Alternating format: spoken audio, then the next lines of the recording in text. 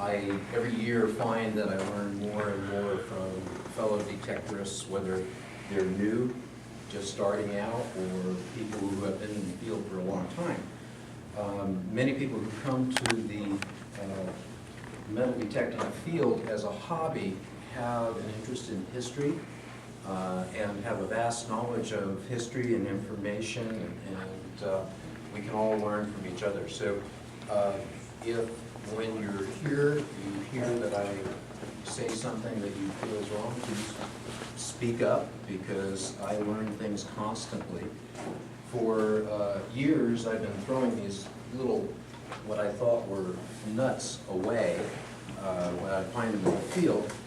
They're brass, they have threads on one side, and they ring perfectly like a large cent. And you're digging down, and you know you've got a large copper there, and you find this blasted nut, and you just throw it away. Well, last year I found out they're used to put on the ox horns. They're called ox knobs, and they are quite collectible, and there's a variety of different types of them. And I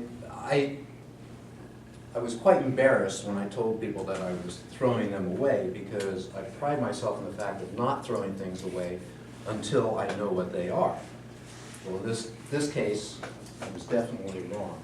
So we can all learn, and the person I learned it from actually had only been detecting a little while, but grew up on a farm and knew these things. So we can all learn from each other. So please, if you look at my display downstairs and you see something that's not correct on that, please speak up. And if I say something that you feel is not correct, please speak up too, because I have a lot to learn.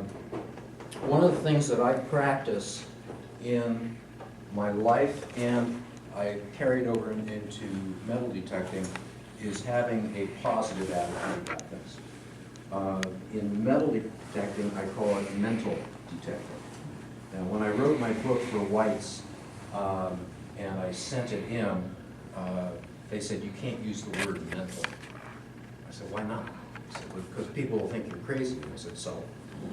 The fact is I had to argue with them to try and get them to understand what I was trying to portray. But I constantly have people come up to me and say, do you know they spelled metal wrong in the front of your book? The idea of mental detecting is multifaceted, and that's what we're going to talk a little bit about today. And I'm trying to leave this kind of an open discussion today, so if you have any questions or anything, I will be happy to try and answer those for you. Mental detecting is basically taking a positive attitude and thinking about all of the things you do in the hobby itself. This goes right from the beginning with your equipment, to how you learn to use your equipment, to your searching and the ways that you search, and your identification of what you find. Down at my display there, I have this little area, and I'm going to get all of you to do a little mental detecting. There is an area where we found a whole bunch of different items. There's all kinds of utensils, I mean tons and tons of utensils. Many of them are from hotels. And please, if you think you know what it is, don't yell it out now or anything, because I want other people to think. There's a lot of broken plates, all kinds of various different things, oyster shells, and all kinds of other things. And you go down there and you can take a look at this. And what I want you to do is assume that you went into a field, a couple-acre field, and you started finding all of these things. What would you think was there? And this is really important when you're detecting. It's not a matter of just going out and, oh, I found a quarter. Oh, I found, an old piece of metal. Too many people, like me with the ox knobs, just throw these things away. And, well, thankfully I just threw them in the field, so I can just go back to the field and find them again. But everything that we find is part of history, unless it's a new quarter or dime. But when you take these things from the earth, you are responsible for that part of history. Now, if you find things to sell, that's fine. I don't. To me, the monetary value is irrelevant. The historical value is the most important part. The only time that I look at it any other way is when I go to the beach and I find a nice gold ring, because that my wife gets. It's amazing. Everything I find at the beach fits her. Somehow, she finds some finger, toe, or neck that fits every single ring. That's true love. Yes, yes, yeah. So she's running around, but I told her, you know, she's gonna have to start working out because her arms are getting like this now, with the rings on. But it's nice to find out what something's worth, and if somebody asks me, you know, what is this worth or that worth, I'll give them an approximation of it. But I have never sold any of the things that I find. I guess if I found a $250 million coin or something, I'd have my wife retire a little earlier. But other than that, for me, it's a historical piece of information.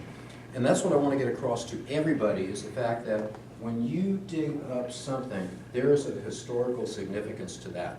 Whether it is you have identified a cellar hole that belonged to a famous person, or whether you have dug up an artifact that nobody else has seen, it's your responsibility to make sure that this is cared for properly.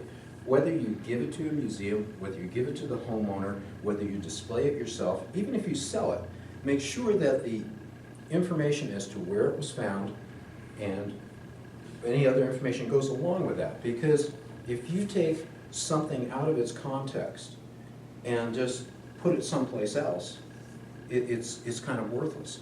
If you have a coin that was found on George Washington's property, and you know it was from that period of time and that George Washington probably held that coin, that has a very historical significance to it. But if you take that coin and sell it on eBay to somebody else and don't tell them where it came from, all of a sudden that historical significance is gone. And this goes right down to things from as high and as important as George Washington's coin down to Joe Schmo's new dime. The fact is, once you take it out of that context, it's no longer worth anything. Let's go back to mental detecting a little bit. The very first part, find out here, how many people have been detecting less than a year? Anybody? Okay, we have a couple of new people. Good, welcome. About a year. Okay, about a year. How many people about 5 years? And more than 5 years. Great. Okay, so we have a nice gamut. So those of you who have been detecting for a while, some of the things I'm going to say, you already know. I would say that every one of you at one point or another is mental detecting. And most of you, a lot of times, are not mental detecting. Parts of mental detecting will be very easy to understand and will make sense to you. Parts of it will not make sense to you, and you're just going to have to, you don't have to take my word for it, but you'll find it out eventually as you go detecting. First off, for those people who are just starting, knowing your machine is one of the most important things, whether your machine is White's, Minelab, Garrett, Ace, whatever it is, makes no difference. You have to know that machine. You have to become part of that machine. You have to be so comfortable with it that you can just run it over the ground, not watch your screen or anything, but just hear that beep and know, oh, that's either a large copper or an ox copper. Usually it's an ox copper. The fact is that does not come the day you buy a machine. If you look on eBay, for an example, and you look up metal detectors for sale, you're going to see a whole bunch of the more expensive machines only used a few times. You know, been in my closet since I bought it. Don't know how to use it, whatever the case is. Too many people start with a very, very complicated top-of-the-line machine. They are much harder to learn. I've been doing this now for, like I said, about 15 years. I just got an Etrack. which is totally different because I've been detecting mostly with whites. I had a whites V3 that I was using, I was very comfortable with, and I went to an Etrack. It's a totally different animal. And I've only had it a few weeks now. I got about 35 hours on it, and I'm just starting now to feel a little comfortable with it. And had I just gone into the field and just started detecting and picked up a V3, I would have thrown it in the closet and stopped the hobby. So I really encourage people, when you're starting, to start with a more simple machine if you can. If you have picked up a more expensive machine, you need to get somebody who knows those machines to help you with it, to get you comfortable with that machine. My feeling is that you need easily 100 hours of detecting with a machine before you can be comfortable with it. Now, if you go from, let's say, a White's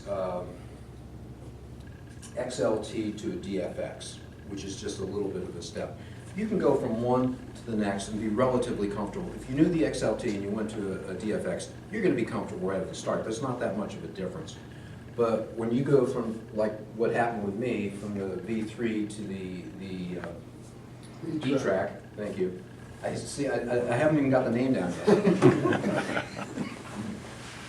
The other day I called it a V-Track. That's a combination. So, still, like I said, I have 30 hours and I'm just starting to feel a little bit comfortable with it. So you get that new machine, you have to work it, and just keep practicing, going out there. And I would encourage you, when you start, and most people do anyway, dig everything. I don't care if it's a piece of iron or anything. You know, you need to know what that machine is going to sound like when you go over that piece. Oh, that's aluminum. Oh, that's a pull tab. Oh, that's knock stock. So that's the first thing. The second part of mental detecting not only is knowing your machine, but having a real positive attitude when you're out there detecting. It's a beautiful day. It's sunny. You're out with your friends. It's a beautiful field. You're finding things left and right. You're going to have a positive attitude. But you go to a spot that should be good. It's raining. The mosquitoes are out. You're out there detecting. You're not finding a blasted thing. And you're probably not going to have a positive attitude. Your mind is going to be wandering to, I should have done something else. It's like you're not listening to the little whispers. You're not listening to the little beeps. You're not looking around your field to say, that would be a better spot than over here. You do not have a positive attitude. And that is going to be reflected in what you don't find. That's one thing. Secondly, we have all had hot streaks, and we've all had cold streaks when you're detecting. So many people, when they have a hot streak, they're in a positive attitude. They're going along, I'm going to find something, I'm going to find something. Sure enough, you find something. All of a sudden, you go a couple days or a couple weeks, and you haven't found anything but a few memorial signs. Be very negative. You're going to start that morning, I'm not going to find anything today. I know it's just, I'm wasting my time going out there. And you're detecting, I should be cutting the grass. You're not, again, listening. You're not paying attention. If you start going out there and start thinking, today's the day, you're going to go out there with that positive attitude. You're going to go out there, you're going to be listening to all of those little beats. You're going to be looking around that field and going, it's a little high point right over there. I bet people used to climb up to that high point and see what they could find. We had a case a couple of years ago, a place that I call Nova Hill. We've been detecting in this one area where it was an old area, old part of our town and everything, and I got permission for this large field which was behind a very old house, late 1700s. And I felt that this would be really an excellent spot. Got all my friends together, we had the whole day and everything was all set. We covered this blasted field. couldn't find anything. I mean, a couple new coins and that was it. And this should have been a really hot spot. So I started thinking, I didn't get down, I was having a good time and everything. I started thinking, you know, there's a point a little bit higher than this. And I've never been up there, and we had permission for that too. And I know that in the book from our town, there's a number of photographs that are taken from this site, early photographs, around 1900 or so. And I knew people picnicked up there.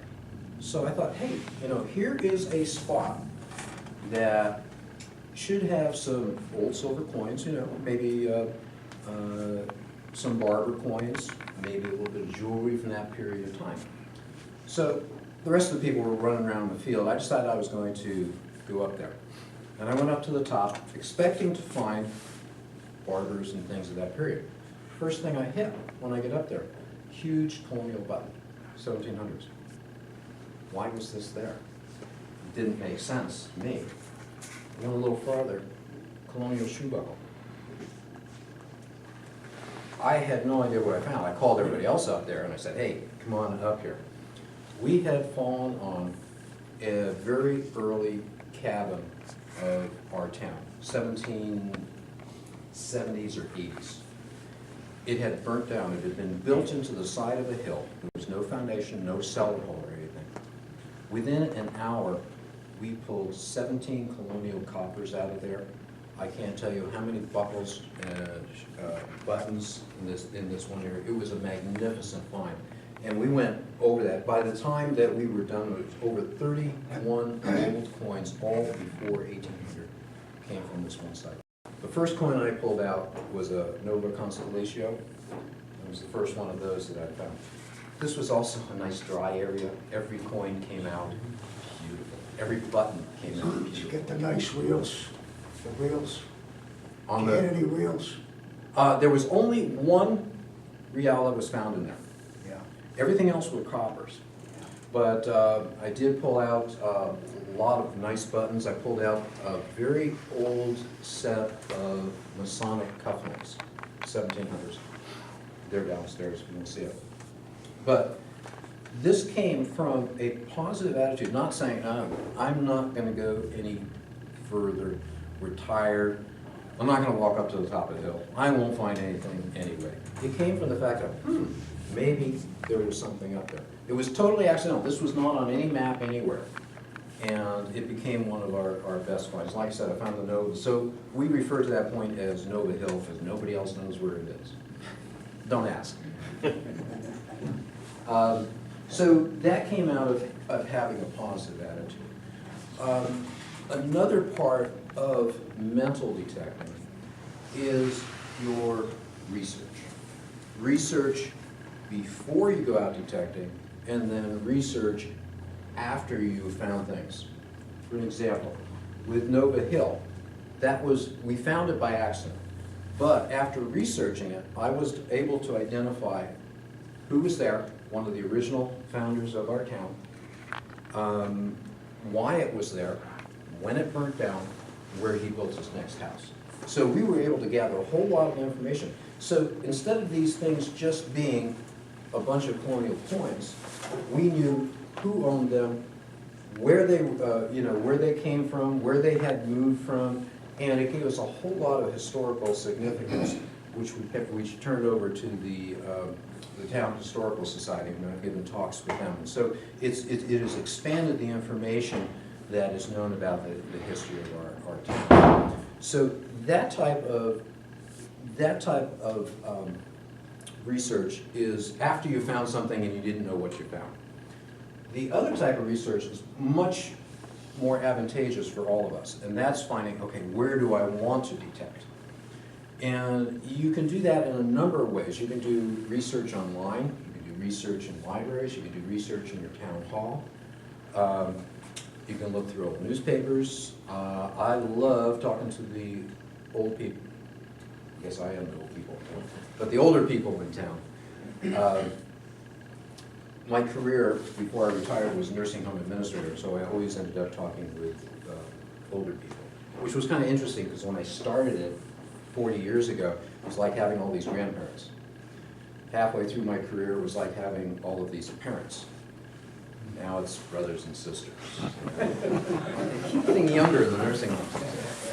So, but I enjoy talking to older people, and I find that in town, believe it or not, there are people that are older than me, and I've been able to really pick their brains. They have the ones who have lived there all their life. You talk to somebody who's 90 years old, they've been there since the 20s. They know where the circus came into, and they put the tents over here, or where the revival came and where they were, or who used to live in this area or whatever. One nice thing, old people like me love to talk, okay? They will talk your ear off.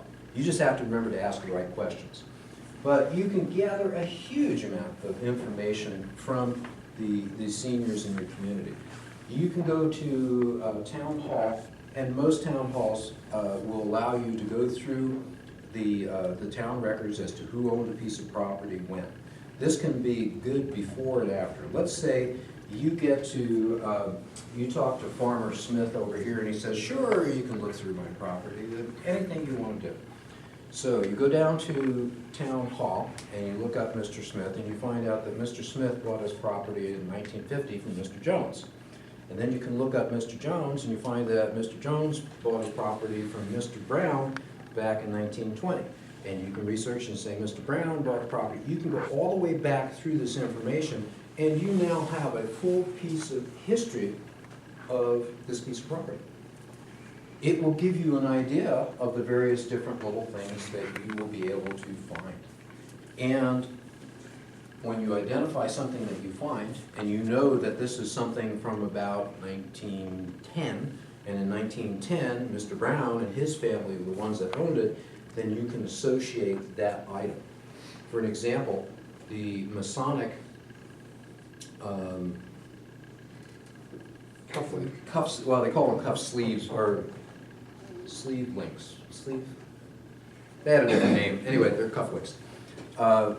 If I just found a set of Masonic cufflinks somewhere, I have no idea who that owned that. But by knowing who lived in this house at that time, I know that he was a Mason back when the Masons first had started. I also found in there a British Navy button. And so I have not been able to totally link him yet because he was born in the United States, but there's a good possibility that he had possibly his father or something had been in the British Navy, because all of these people, you know, pretty much came from Great Britain. So by identifying who owned that piece of property, it allows you to then identify the various different things that you have found. Sometimes identifying something is just for your own curiosity. For an example, when you go downstairs and you take a look at these boxes and different things from this one piece of property, when I first got there, the person who was kind enough to bring me on to enjoy that spot with them had one thought about how all this stuff got there. And it didn't make sense to me, and I started thinking back, and I remember something that I had read, and I can't tell you where right now, because otherwise you'll be able to identify this a little better. I want you to look at these things and say, what makes sense for these things to be in one place? And see what you can come up with. You can tell me, and then I'll tell you if you're right or you're wrong. Thinking is such a big part of your detective. I always say, let the ground talk to you. You come into a field, and you know a little something about this. You knew there's a cellar hole right there, okay? So where are you going to look? Okay, most people, the very first thing you do is we go up to the cellar hole, we're looking around the cellar hole. Okay, you've done the cellar hole. Where are you going to look next? Okay, different things you want to think of. You want to visualize that piece of property as it was when there was a house there. Where are people gonna walk? To the well. To a well. Well is obviously one of the, I found a lot of good things. Have you found good things around wells? Yeah. Wells are You gotta fantastic be careful you spots. don't fall in. Yeah, don't fall in them, but Oh, man. I mean, I found more coins around wells than when we said. One other, where's the next place? The outhouse, right. Outhouses are fantastic. You always find something around an outhouse. The barn, the path from the house, usually the back door, to the barn is a great one. The path to the front door is great. Where was the driveway? Where did the carriages come up as people got out of the carriages? House across the street from my house is 1845. House across the street is 1801. And in the front of the house, which is now just a lawn, I was detecting out there, I came up with two beautiful, an 1802 and an 1804, large copper, and two half-cents also, about that period of time. One was the spike chin variety. And they were perfect, and they're all in this one little area, which now is just a little garden area. And it wasn't until I realized that this used to have a circular drive in the front of the house where the carriages would come up, and this is where people got out. And so, again, imagine the type of building that was there. Were these poor farmers, were they close to the town, were they far from the town?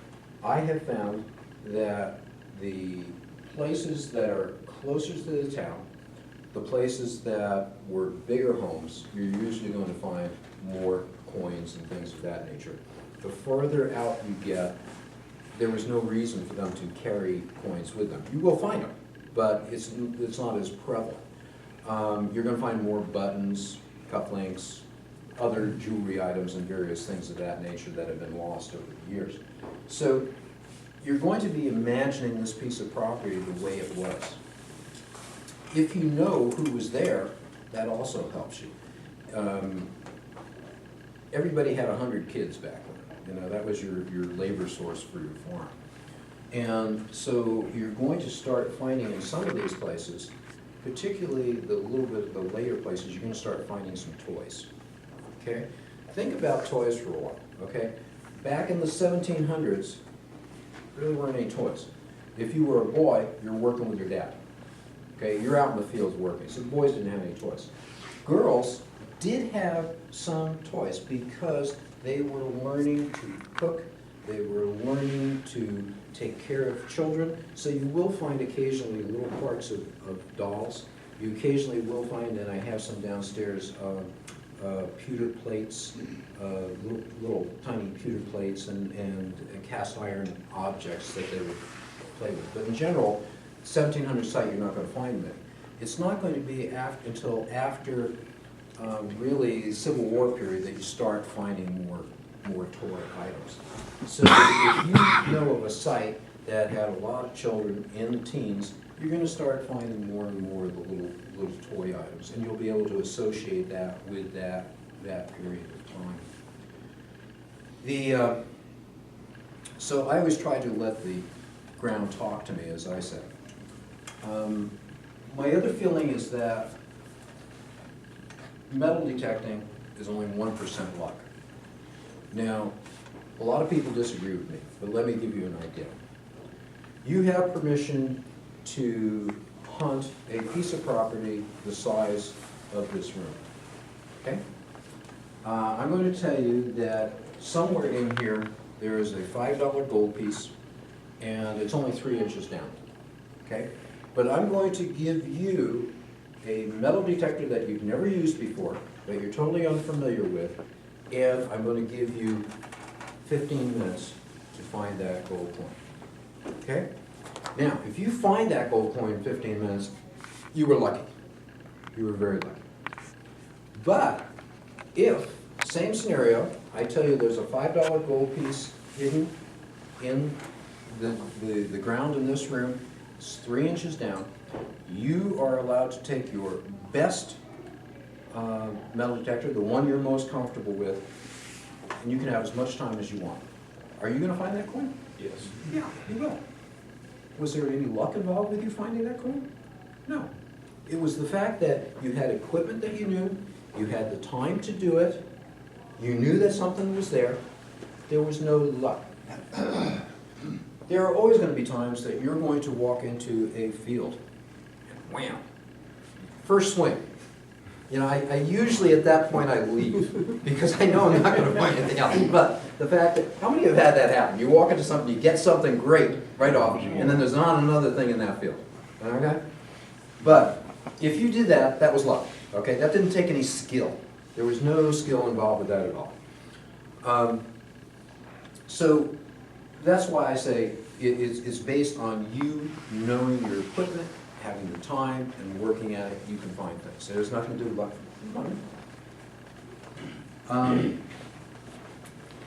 The other part of mental detecting, and this is something that I can't explain to you, other than I can tell you this is what has happened, and that's giving back. Okay, sharing with others, helping other detectorists. It always comes back to you. When I first started detecting, I went to this house across the street from mine. They were friends, and I had told him what we're going to do. If it's okay with you, the first coin I find will be yours, the second one is mine, the third coin is yours, the fourth coin is mine, type of thing. And Bruce was fine with that. He said, oh, that'd be great, no problem. So I go over there and I found a buffalo nickel, gave him a buffalo nickel. And I found a mercury dime, I got the mercury dime. And then I found an Indian penny and I gave him that. Then I found a real.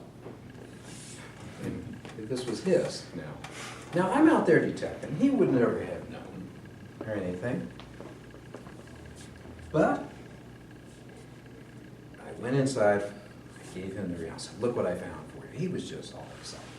Now I had never found a real at this point. And this was the first one I ever found. I had to give it to somebody. I gave it to him and I said, okay. I felt good about giving it to him. But I went out and said, oh God. Wham. Another real. That one was mine. Another time, and it has to do with reals again. Maybe this just has to do with reals. Great piece of property. Gentleman gave me carte blanche for the whole property. Goes back to the late 1700s. We're finding buttons, we're finding coins, everything. He said, the only thing I want is if you find any Spanish silver, I would like that. And he asked me at the same time, what would you like to find here? And at that point, I'd never found a Civil War button. I said, I'd like to find those really nice buttons. And honest to God, this story is true. So I'm out there detecting the next day after he talked to me, and he would drive up into the fields every once in a while and see what I'm doing and everything. And I'm going along. Wham, got this hit. 2 real. Only 2 real I've ever found. It's a beautiful coin. And I don't know, I'm sure many of you have seen the reals. They're just really, really pretty coins. And this was in nice shape and everything. He drives up and says, you're not going to believe what I just found for you. Because it was just the day before that he asked about this. I said, I found you Spanish silver. So he said, oh, fantastic. He said, can I have it? I said, yeah, let me just photograph it, I'll clean it up, put it in a little display case for you. So that whole night I was just sort of drooling over this thing, just knowing that I had to give it away the very next day. I had a nice little case for him and everything. Next day I brought it out to him. It was a weekend, so I was detecting both days. I gave it to him. He was just so excited. So I went back out to the same general area. I really would have liked that. Maybe there's another one here. Wham. What was it? The eagle button. The one thing that I had said to him the day before, that was what I wanted. I have had this happen, these types of things happen over and over again. And I cannot explain it to you. I can't explain it to you any more than you walk into a field and you hit something, you're not going to find anything else there. But I have found that the more that you give back, the more that comes back to you. Yes? They have a term for that. They call it good karma. Good, yes, good karma. And believe me, I believe in it. And it does come back. That's just the opposite. Yeah, bad karma will come back to you too. Watch that. So that's part of the mental detecting also. And when I was talking about let the ground talk to you, again, I think I'm crazy, but this really did happen. I had been detecting this one piece of property for quite a while. Great piece of property. There was a huge number of coppers. I pulled probably, I think it was like 33 coppers out of this property, 3 times the size of this room. And it didn't make a whole lot of sense to me because that area really did not have an older house in it. So I've tried to research it, and the best I can do is that at some earlier point in our town's history, there had been some kind of like a fair or some kind of a meeting that they would have, because all of the coins were basically late 1700s, early 1800s. So I've done this whole property, back, forth, left, right, up and down and everything. And the gentleman who lives next door was out there watching me. He said, "What are you doing?" I was telling him, he says, "Oh, would you mind coming over and detecting my property too?" No. Wouldn't put me out at all. He says, you can have everything, I just want to see it. You know? So I bit the bullet and I went over there, detected his property too. And I'm over there and I'm sitting down, and I kept looking back at this property that I'd just done. There was this one little high spot. And I know I detected everything, but it was like it kept drawing me back and, come and detect me. And so, I was finishing up the evening of the property next door, and it was a holiday weekend, and I said, next morning, first thing I'm going to do is go over to that site over there. So I go back there, not really thinking that I'm going to find anything, but you have this burning urge to go back to this spot, You ever go and buy something and go, "Oh, that's junk. I better check it." We've all had that happen. This is the same case here. I just knew I had to check it, and I knew it wasn't going to be anything. My first George Washington Inaugural button, right on top of that hill. I would not have gone back to it, other than the fact that something was telling me to go back to it. Can I explain that? No. Is it karma? I don't know. The fact is, I know it happens. So when you're out there, if something is telling you, I better check that, check it. It may not be anything. I've had a lot of times where that same type of thing is happening, and there's nothing there, or nothing I found. But the fact is, you're going to have to work with your positive attitude, your thought patterns, being able to mentally visualize what's there. It works over and over again. Until you try it. And please, try to keep an open mind when you're doing it. Don't go home saying, "That last comfort zone, I'm not." I am, but besides the point, the fact is, these things really happen. Last year, I was at the show here. And if you don't believe me, you can ask my brother, who's also here. We were loading everything and putting it out for the display. I had my George Washington Inaugural button in a little display case. And it got turned over, and the button falls on the floor. And my brother looks at me and says, "That's an omen." Yeah, we put it back. And didn't think anything of it. 3 days later, we were up in my town, and my brother was with me. We were detecting. We go into this area, and I've detected before, old site, and a lot of Colonial buttons. And I told my brother, I said, "That one area over there, I have not detected yet. Why don't you go down there?" He said, "No, this place looks good over here." So he goes over there. I said, "Okay." Went down here. My second George Washington Inaugural button.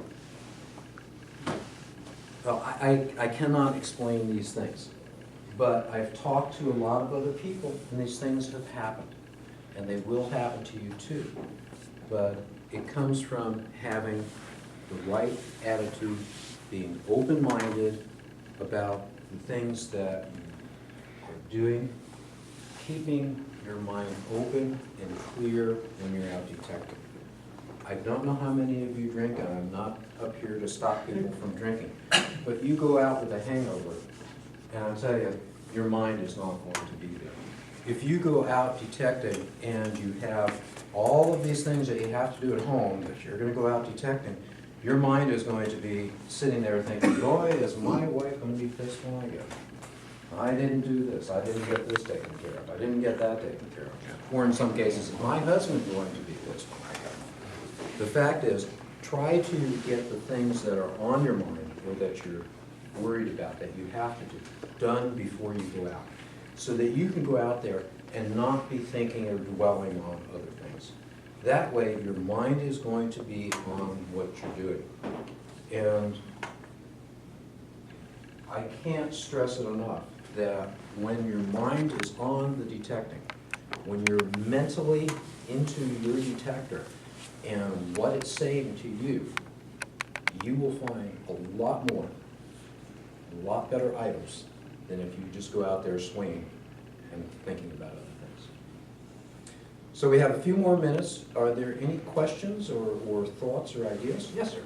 Your offer to the property owner that you get the first fine, I get the next, is that customary, or is that just something that you personally offer? He was my friend. Okay. So I did that a little differently. In most cases, I will just go out and talk to somebody, and I'm terrible at this. I hate going up to somebody cold turkey and just asking them. So what I usually do is I get people referrals from people. I usually just ask if I can detect their property. And then I kind of wait and see what they say. Some people say, well, what do you do with the items you find? Now, in my case, I know what I do with those items. I display them, I educate people. People in my town have been to my talks. I've done 3 or 4 talks for the town, so they know who I am. That makes it a little bit easier. Do the Boy Scouts too. Yeah. I've done the Boy Scouts, they get yeah. on that. It gives them something to do in the winter. Yeah. You know, they're like this. Yeah, it's really great. I have done the Boy Scouts, I have done the school with younger kids and things like that. But once you start doing that, you get a lot of people knowing that you're detecting. I live out in Danville. I'm about the only one in town that detects, which is really nice.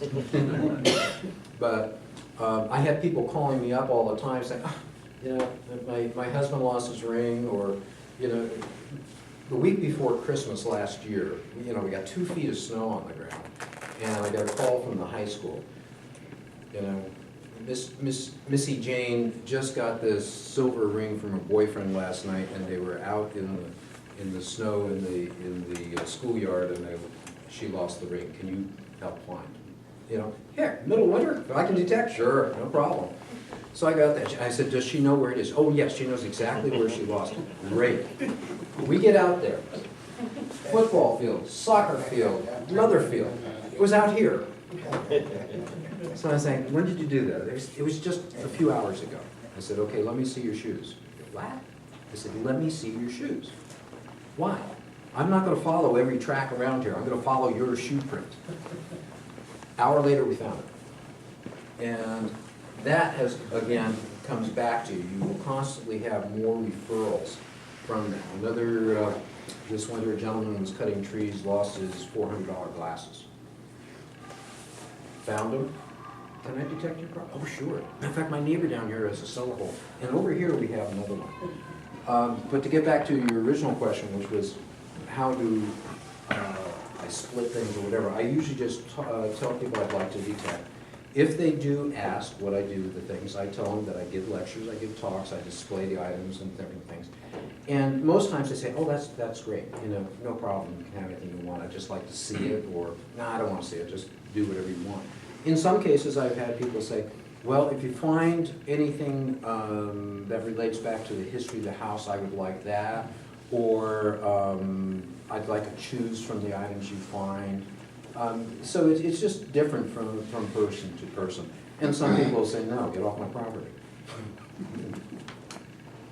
I don't know, we usually don't find that locals that way. It's the people that have moved from out of state up there. They don't want such a property. Yeah.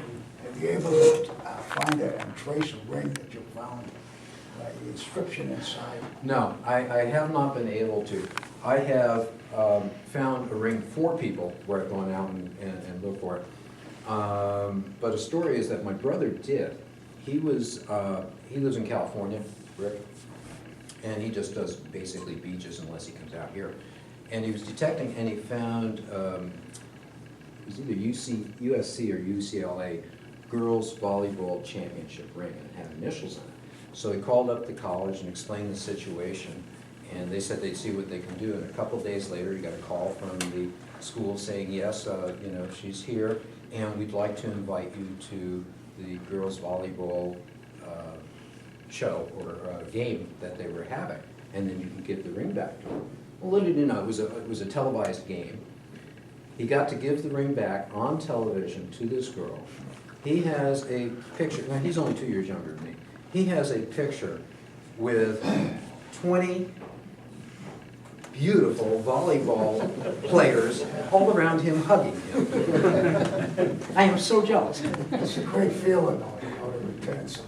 Having the 20 girls already? That's a great feeling Well, that too. too. Yeah, no, being able to give something back to somebody, like I said, I haven't been able to actually find one that had been lost and find the owner, but I know when I have found a valuable ring for somebody, and to watch the tears in their eyes and to get the hugs, it's really, except if it's a guy and he gives you the hugs.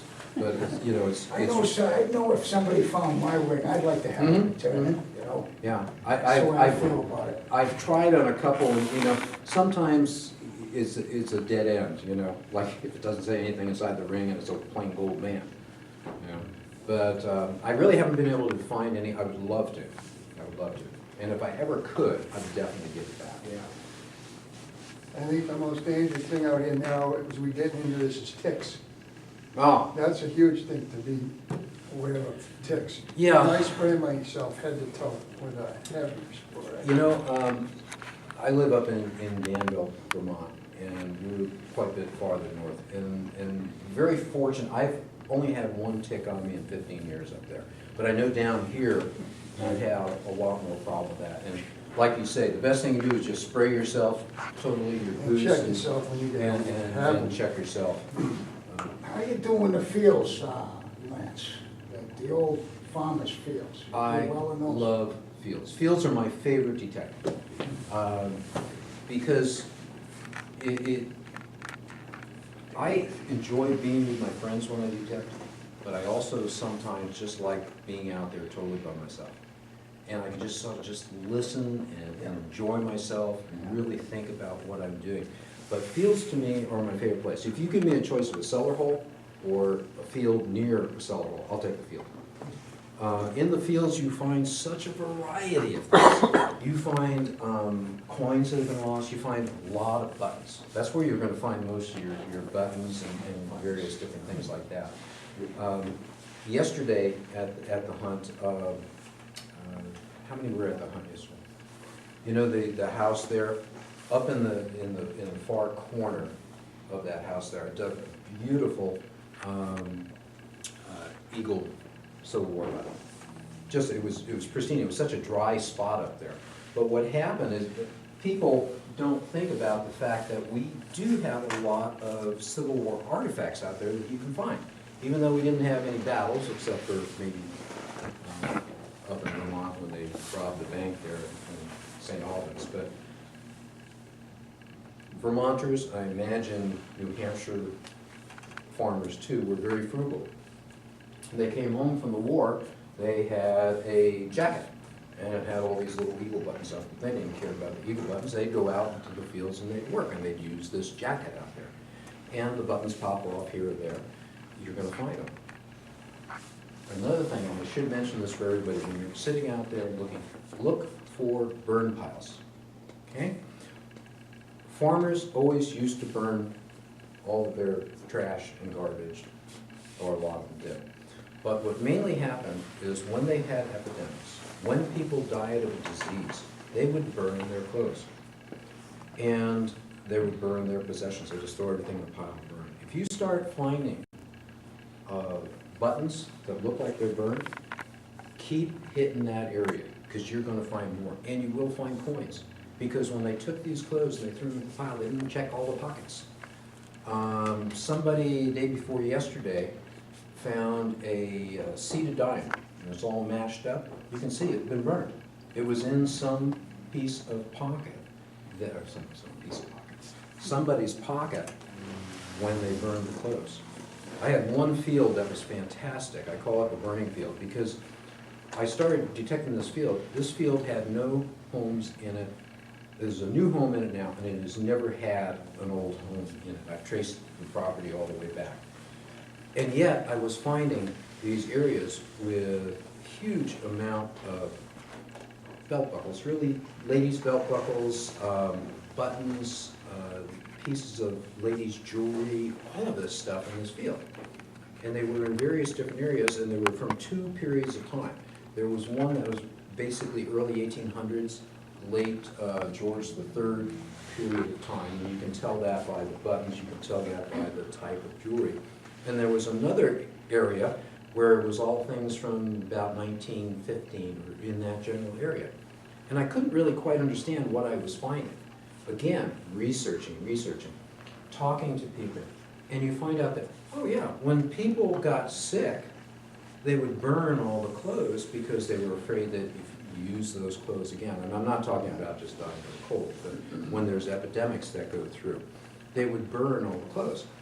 I started researching our community. We had two sets of epidemics that came through our community. One was a set of epidemics that was predominantly females that came through our town around 1810. It was passed by doctors who would go to a pregnant woman and then go to the next pregnant woman and the next pregnant woman, and of course, no gloves, not washing their hands, anything like that. And there was over, I think it was like 24 or 25 pregnant women, or women who had just had babies, that died of this particular, they had some strange name for this disease. I have not been able to trace what it was, but all died within the same period of time around 1810. And that's what I had found. This one area, it was all, buttons, jewelry and everything. And I have a display of some of it down there you can take a look at. The other one was, there was another epidemic that came around, and it hit everybody, was 1917, 1918, and that was the flu that went through. And that was the same period of time as the second grouping of jewelry and buttons that were being found. So again, this was a situation where I was finding things that did not make sense for that piece of property because I knew that piece of property. And then I researched afterwards and was able to find a fantastic story that allowed me to understand what types of things were happening. How about stone piles? I've got a piece of property and it was inhabited from 1763 until 1904 by the same family. And I've got piles of stones that are 60 feet long, 15 feet wide, and 5 feet high.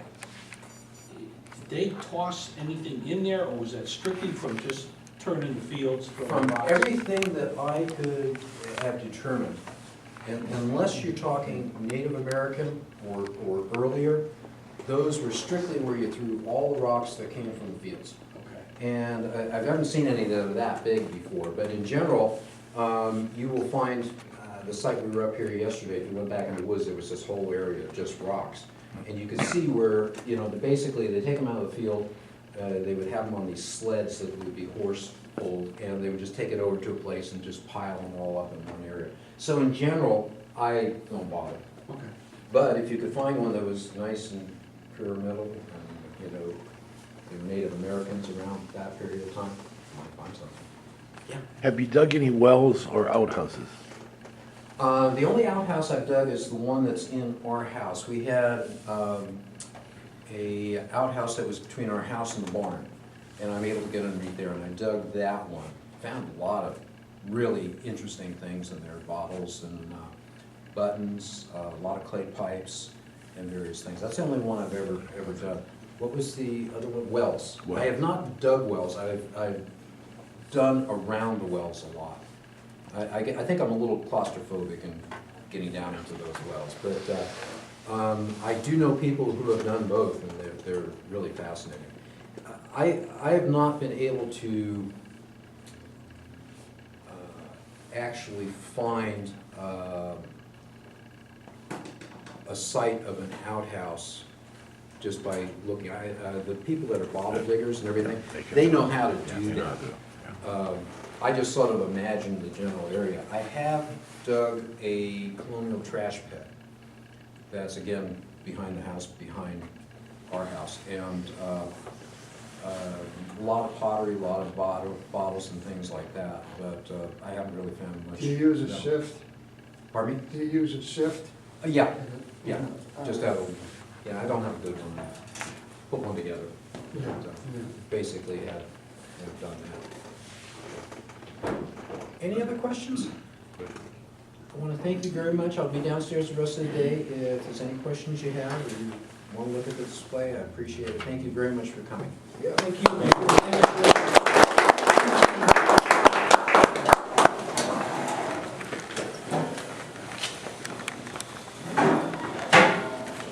How you Where's the doing? battle? Not too bad, you? See you. All right.